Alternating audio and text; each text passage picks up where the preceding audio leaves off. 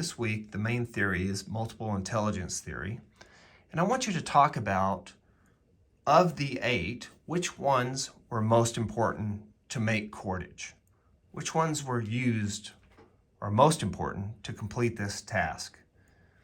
In your intro, I want you to talk about interpersonal intelligence versus intrapersonal intelligence, because that's going to connect us back to last week, social learning theory. So you have to know yourself, intrapersonal intelligence, to know how well you're going to function within a group. And that's going to be interpersonal intelligence. So that should be your intro. That's how you should start this video off.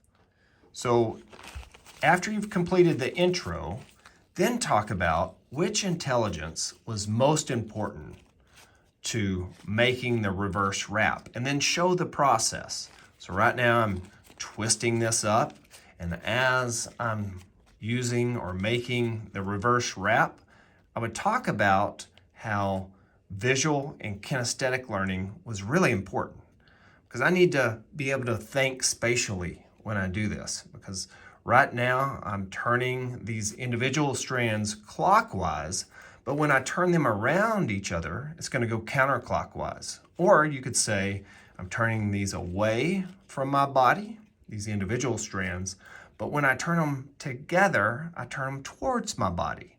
And that's going to create the reverse wrap. This is the stronger of the two methods, but it takes longer. Now, I don't need to see the splices go in like I showed you on the skill video.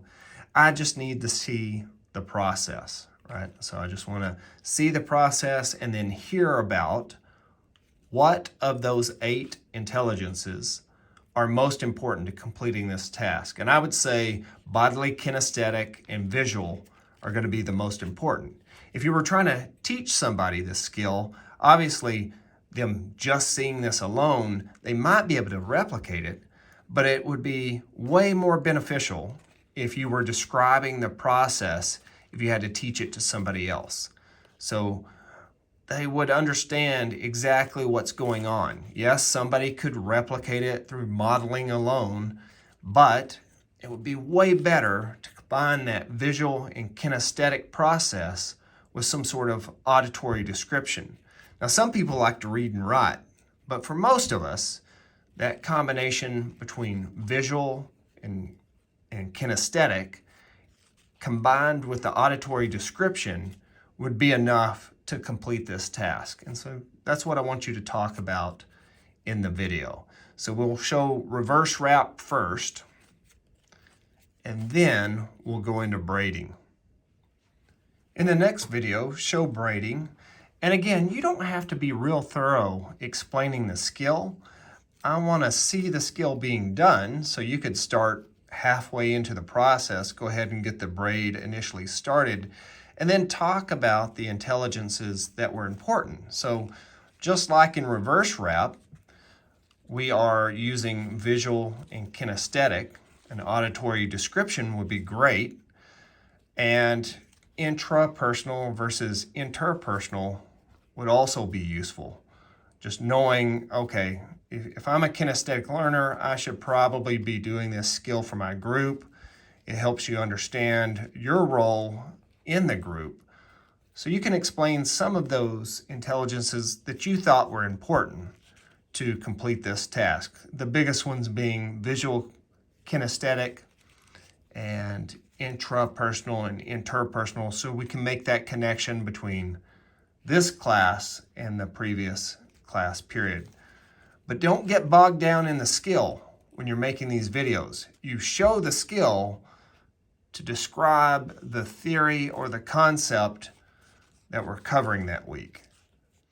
So for braiding, I could be a little bit more detailed in my video and get really specific on why kinesthetic intelligence is important for this, because I have to have the coordination to understand that I'm taking left over center, right over center, and keep that pattern of movement. And also the visual component, seeing this left hand take the outer strand and it becomes your new inner strand, and now you go from right side to center, and you just keep repeating that process. Left side over center, and that visual component combined with that kinesthetic action is essential for completing this skill.